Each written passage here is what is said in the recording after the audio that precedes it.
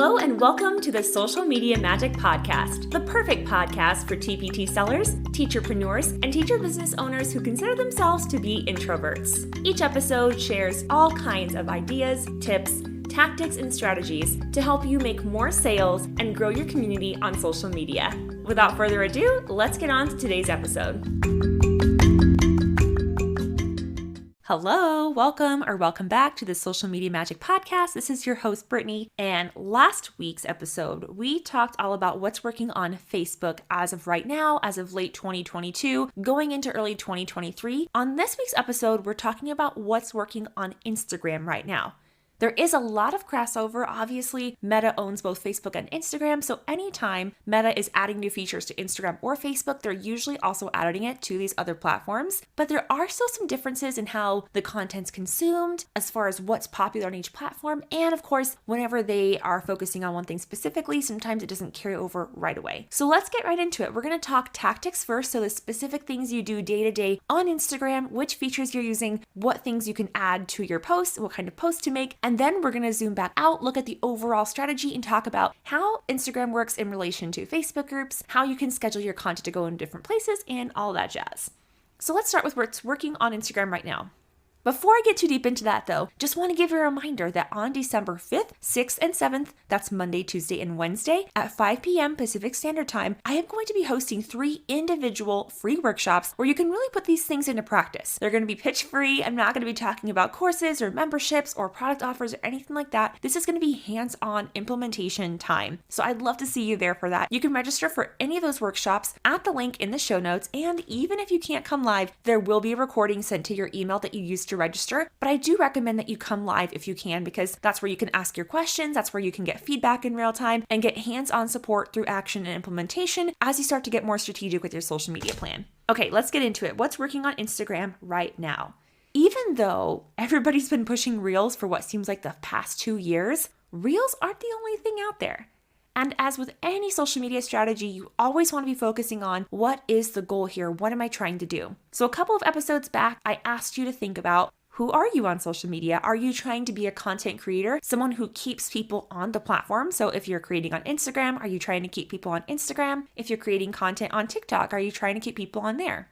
Are you using social media tools for content marketing so that you can drive traffic to blog posts so you can get more listeners for your podcast? And then eventually, of course, subscribers and sales, right? We want to get more folks on our email list because we know that emails convert the best. We also want sales, right? We do know that there are people out there who are getting sales directly from links on Instagram, directly from their Facebook group posts. Last week, we focused on Facebook specifically. So I touched in general on Facebook pages, your personal profile, and groups. So if you haven't listened to that episode yet, go and listen to that one as well. This one, we're going to be talking all about Instagram, and they do work really well together. So whenever I'm like batching content, whenever I'm scheduling it all out, I will go in the Meta Business Suite from my business account, from my Facebook business page, and I will schedule content for my pages, my groups, and on Instagram all in one place. And I will make sure that when I'm looking at the posts, and this is just a tip for you as well, you always want to make sure you're looking at the preview and how it's going to come out once it posts so that it looks good. Because like, for example, if you say link in bio, that doesn't make so much sense on a Facebook business page post, but it does make sense on Instagram. So make sure that you're editing those calls to action to make sure they make sense.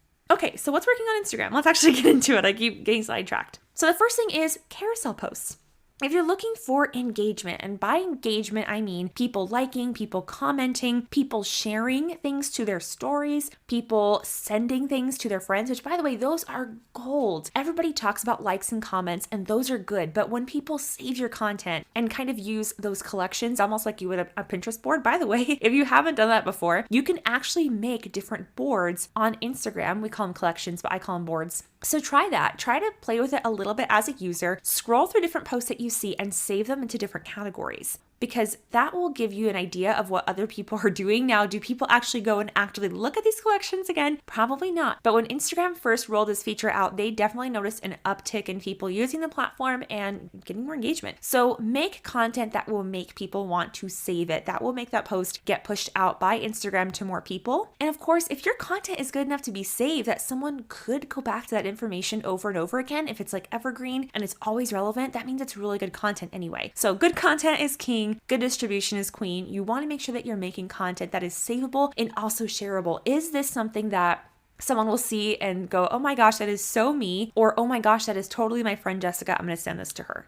Now, usually this works with like memes and like funny, relatable content. So it won't always like be relevant if you're making value, but if it is super value packed, I know I saw this one post by this girl named Maya Nichols. She's an Instagram expert. She had this post, it was a carousel post, and on each different slide, so a carousel post, in case you don't know, that is an image post where there's more than one image. So when you like flick the screen towards the left, you see another image pop up, and you can usually put 10 slides max on each carousel post. And she had this great one where for each stage of growth, she had different recommendations. So if you have between 1 and 500 followers, do this. If you have between 500 and 1,000 followers, do this. And you know what I'll do? I will try to find that link. I'll make a note to myself to do that. I'll insert that link in the show notes to her profile. First of all, she's a great follow if you're trying to grow your Instagram account, but I just think she did such a masterful job at that. And of course, she's good at it. She's good at Instagram. But she did a really good job of getting you excited enough to not only stop the scroll on the post, but to actually flick through and swipe through each slide in that carousel. So I'm Maya Nichols, I'm making a note now, carousel, and it might take me a while to find it. So hopefully I do. If for some reason you're going through the show notes, by the way, for this episode or any episode, and you don't find something I mentioned, please DM me. It's totally possible that I mention it, I write it down, and I forget to insert it. Okay, that happens. So if that happens, DM me, I'll get it for you. Okay, so carousel posts are great, especially if you can have something in there that somebody would be able to share to their own stories. You know, use that little paper airplane icon, either send it to a friend or send it to their own stories, share it to their own stories, something that would say something about somebody. So an example of this is from the travel brand. I might make a post that doesn't have a picture of myself or anything like that, but it might say something like, travel is the best form of education. And I might have a beautiful like sunset in the background. That is something that somebody else could resonate and relate to. And that is something they could share to their stories really easily because it says something about them, not because it's content I created. So if you can create content that really speaks to the people who are consuming it and they're like, yes, that is absolutely me. Oh my gosh, I so resonate with that, the better. Carousel posts. Now let's talk about Reels with a series. Reels, well, I'll say they're not as hot as they used to be. Like the first two people who were doing Reels were getting so much traction and so many followers from them just because there were fewer people who were willing to do them. And that's true with anything. Anytime a platform comes out with a new feature, use it, play with it, test things out and try things because they want for those features to get used and seen so they could do some more testing themselves. And they will reward you by pushing those posts out to more people. So anytime there's a new feature, try it out, get good with it. If you can tell a story, and storytelling is good for any kind of social media, but if you can have it set up in a way that people want to come back for more, they want to see part 2, they want to see part 3, that is excellent content. So see how you can create reels that are a series where people can see that like one starts where the other begins. And you could even see how someone might do this with a podcast. You can even look at this podcast. If you look at the progression from like the first episode to the last one, I really am trying to kind of take you on a journey so that I think about, okay, if this seller has this, what are they going to need next? And I'm always thinking about that when I'm doing my own content planning. So do that for your own. If they see one reel, what is the information they're going to need after that to be able to take action on the next step? What are they going to need next? If you can anticipate those needs, your content's going to be so much better. Easier said than done, I know. And reels, oh my gosh, I mean, creating a reel is its own course right there. There's so much to it. Also, I'm not sure if she still has her membership going, but Chanel, I was in her beta membership for creating reels, and oh my gosh, it was so good. By the way, go check out her podcast, Routine Your Dream. It is super motivational. She's had a lot of success as a teacher author on Teachers Pay Teachers and as a traditional author with her own book. Go follow Chanel. Her content's great. So reels of the series and also photos with captions. I mentioned this for Facebook, but this rings true for Instagram as well, that if you have a well done photo, it was taken well, it's been edited well, I highly recommend the Lightroom app if you're looking for a good editing tool that's free. If you have a good photo that tells a story in itself, but then also a good caption to back it up, oh my gosh, that can be so powerful. Now, it's not always going to get as many likes, saves, and shares, and maybe comments as a reel series or as a carousel post. They're still worth sharing, especially if you're showcasing like the benefits of a product. And remember, we're talking about the benefits of product, not the features of a product. You don't just want to say a resource has 10 pages, right? Like the teacher won't care about that, but what are they going to get out of it by using your resource? That is when you want to highlight what problems are you solving for them with that resource. And you can do that in your storytelling on social media. You can do that with Reels by showing videos of it in action. And I know that not everybody can show like videos of resources in their classroom, especially if you're not in the classroom anymore, but even just maybe due to like privacy things for your school, I totally get it. I taught on a reservation for 5 years. We were not allowed to video kids. And honestly, I don't think it's personally right to do that for marketing anyway, because they're technically actors not getting paid if you're using their content in your marketing. Want to have video of it in action. So even if it's just like you or your own kids, like playing with it, coloring it in, cutting and pasting, whatever it is that someone is going to be doing with your resource, the more that you can draw someone in and show them how it's going to be engaging, how it's going to be helpful, the better. With that, engaging stories, right? I feel like I'm going to say storytelling like 60 times before this episode's done, but the more that you can tell a story and take your viewer, your listener, your follower on a journey throughout that piece of content, the more effective it's going to be, the better your sales are going to be. What could you do in your stories to bring someone in? It doesn't have to be something exciting every single time too. I recommend just maybe even keeping a journal or use your notes on your phone or use a stack of sticky notes by your bed and every single day write down the least boring thing that happened to you. I almost said most exciting, but obviously we don't have exciting things happening to us every day. So write down the least boring thing that happened to you and think, how could I turn that into a story on the next day? And you could tell it in your story, like you just turn your camera on, you point your face at the camera and just start talking, telling them what happened. And I think you'll find that people will start feeling way more connected to you. They'll find you much more relatable and it gets a lot easier. Like you don't have to be done up. You don't have to have makeup on. You can be in pajamas if you want. You can be having kids go crazy in the background. It doesn't matter. And people will connect with that anyway. But they'll just start to see that you're not just there to sell to them. I mean, even if you are obviously using social media as a sales tool, that you're there to actually engage with them. Okay, now we're going to talk about accessibility for a second. I highly recommend always use captions. And I also recommend using closed captioning if captions aren't available. And I will admit, I don't always remember to do this when I'm making reels, but it's something I'm really working on personally. So maybe if you're listening in the future, I will already have mastered this, but I recommend you really trying to do this. It's good for accessibility. If someone's hard of hearing or if they're deaf, you want for them to be able to interact with your content too. So make sure you always have captions on your stories. Make sure you have captions on your reels so that they don't miss what you're saying. And if you have music in the background of your reels, I would recommend putting some text on there. You could even put CC semicolons so they know that's what it is. That way you're typing out what is happening in the songs, like whatever they're saying in the lyrics. I know it's an extra step and it's extra work for you, but one, your followers are really going to appreciate that, especially if they're deaf or hard of hearing themselves. And also, as educators, as teachers, we're always thinking about ways that we can make learning more accessible in our classrooms. So I think, why wouldn't we do that for content? Why wouldn't we do that for our followers? I mean, teachers can be deaf or hard of hearing too. And even if they're not, they want to support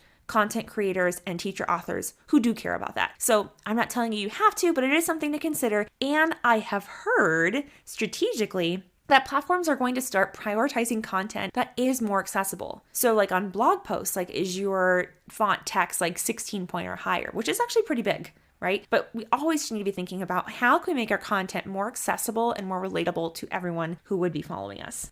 And speaking of captions, you want to have keyword-rich captions. In the actual text of the post, if you're doing a carousel or even a reel, I put text on reels, or even a standard photo single post, you want to have captions that have keywords in them. So what is your content about? If you're talking about teaching place value to the thousands place, make sure you have the words place value, thousands, hundreds, decimals, whatever it is that you're going to be saying in the content, make sure that you have those words and terms in the captions as well. We don't want to keyword stuff. We don't want to put the same thing like 60 times to where it doesn't read naturally, but we do want to give Instagram an idea of what our content is actually about, because Google is indexing Reels and TikToks, by the way, which is wild, but they're also going to be indexing posts. So we want to be thinking about how can we make sure our content gets found. And as time progresses and as algorithms get more sophisticated, hashtags are going to become less and less relevant. So don't worry as much about hashtags. If you have a few relevant ones that aren't super saturated by millions and millions of posts, go ahead and add them in. But it's way more important to have strategic keywords, and I would say buying keywords, which I talked about a couple episodes ago, and having as many of those as you can in your post, still sounding natural.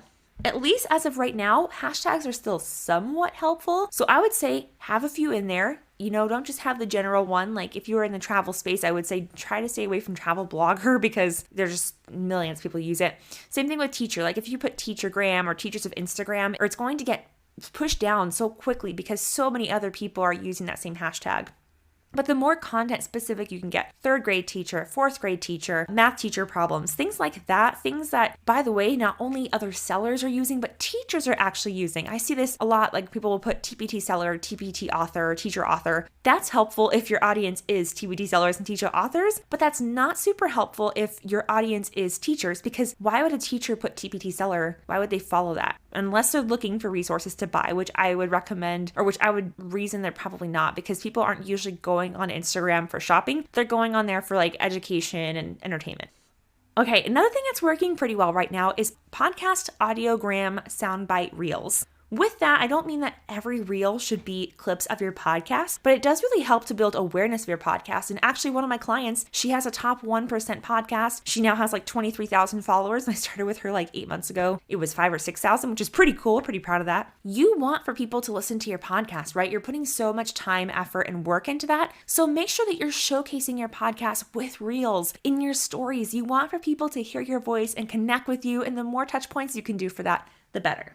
Okay, let's talk about a couple other features. So when you're making photo posts or carousel posts, you might have noticed, now all features get rolled out at a different rate, so you might not have it yet, but there should be a feature that says something like add an event. Okay, or remind about an event. So if you click that toggle on, you can actually put an event on there, or you could even have it set towards like no start and end time, it's just all day, to remind your followers about. This is great if you're launching with a webinar or a workshop, or you just have something coming up that you want them to be a part of. Maybe you're going to be going live and you want to remind them, then set that reminder. One, Instagram is pushing out those posts more often now. So definitely, those new features, always use them. And secondly, it gives people an option to click remind me, and Instagram will actually remind them, send them a notification when you're about to go live, even if you're not someone they usually interact with and follow. And that's super important, right? Because anytime we interact with something online, unless we have a business ourselves, we're usually not super intentional. Like we do it and then we immediately forget about it an hour later. So the more opportunities you can give somebody to remind them about what it is that you're doing online, the better. So do that. And then also, once you send that post to your stories, which I recommend doing, I always share carousel posts and single posts to stories, like so people who watch stories and don't go to the feed can still get that information too. You'll actually see when you share it, tap on the post and you can actually see the format changes a couple of times. And if you have a reminder set to that post, you can actually make it so that someone can tap remind me in your stories, and that's another opportunity for them to see the event you have. And then if you want, you can even add a link sticker to that story so they can go to a certain like registration page if you have an event happening off of Instagram. If you do have some kind of event happening, whether it's on Instagram or off of Instagram, use the countdown sticker. I think countdowns are really effective anyway. Use them in your emails too if you're using them there. But the countdown lets them know how soon it's happening. It sends them a reminder. And if they see your story and you're about to go live, that gives them another reminder like, oh yeah, that's right, she's going live in 3 hours. And so you could even share that countdown to your stories every day to let people know how close you're getting to the event, or same thing if you're about to go live.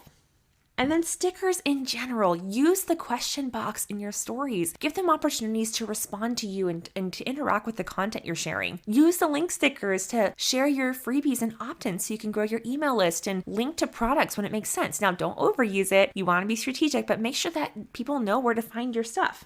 Use fun stickers. I always like to have like the tap button when I want someone to tap something or slide, or sometimes I'll just put like a fun sticker too that makes sense. Like if it was Halloween, you want to have it super cute and fun too, because remember, people are going on Instagram to like be entertained. So they're not just going to learn a whole bunch of stuff or buy stuff.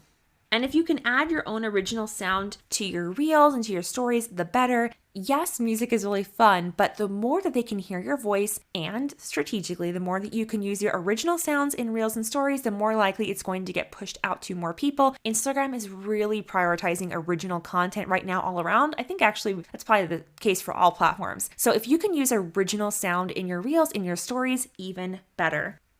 And then finally, this is still being beta tested, so not everybody has this feature yet, but you might have noticed that when you're creating a post, you have the option to add categories. If you do, I highly recommend using them. Now, I know that the one for education, at least on the account where this feature came available, it looks like right now you can only toggle on teaching methods, which doesn't get super clear because teaching methods can mean a lot. But select as many as possible. If you're talking about teacher burnout, select the self-development tab. You can add up to 3 topics, so use them. This might be actually part of the algorithm for how Instagram is sorting content and figuring out who to send what, and that might even be helping Google index. So always use the tools and features available to you when the platform makes them available to you. Okay, so those are the tactics. Like I said, that was a lot. Same thing as last week. I don't expect you to use all these 20 tactics today or this week, and you shouldn't. Start with 1 or 2 or 3 of these tactics, try them out, see how they go, and let me know how it went. By the way, I'm on Instagram as well, Brittany Verlinich. I will be sure to put that link in the show notes for you as always. And if you're already connected with me over there, send me a DM. Let me know what you tried, how it went. And as far as things that always work, remember that people are looking for connection. They're looking for you being authentically yourself. They're looking for strong and clear messaging, strong branding, and good offers. Those things are going to work no matter what the platform is, no matter what it is you're offering or selling or how you're positioning yourself. Those are just marketing true things anyway. So that's it for this episode, and I hope to see you on December 5th, 6th, or 7th for our workshop. If not, I will see you on the next episode of the Social Media Magic Podcast.